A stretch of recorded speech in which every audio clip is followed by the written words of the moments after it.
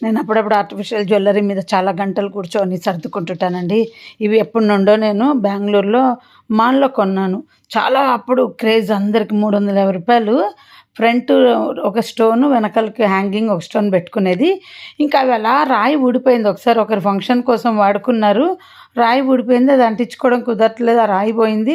ఇంకా white stones వాడి వాడి బోర్ కొట్టింది. మీరు కంటిన్యూ వీడియోస్ చూస్తుండండి. అవి మళ్ళీ పార్ట్ 1, పార్ట్ 2 లెక్కనే పెడుతున్నాను. మీరు ఎలాగో వ్లాగ్‌కి రారు. నేనే షార్ట్ వీడియోలో వచ్చి మీకు అన్నీ చూపిస్తున్నా. నేను రాళ్ళ స్టిక్కర్ పెట్టుకున్నా చూడండి దీనికి. ఏదైనా స్టోన్ పోతే రాళ్ళ స్టిక్కర్ తీసుకొని ఆ మ్యాచింగ్‌వి పెట్టుకోండి.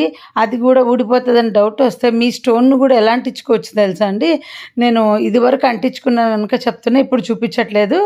నెయిల్ పాలిష్ ఉంటుంది కదా, నెయిల్ పాలిష్ వేసి కూర్చోబెట్టేయండి. ఆటోమేటిక్ కూర్చుంటుంది. ట్రాన్స్పరెంట్ నెయిల్ పాలిష్, ఏ గమ్ అక్కర్లేదు. ఇంతకుముందు చేశాను రాళ్ళ క్లిప్పులకు వాటన్నిటికీ. ఇంకా వీడియో కంటిన్యూషన్ ఉంది చూడండి.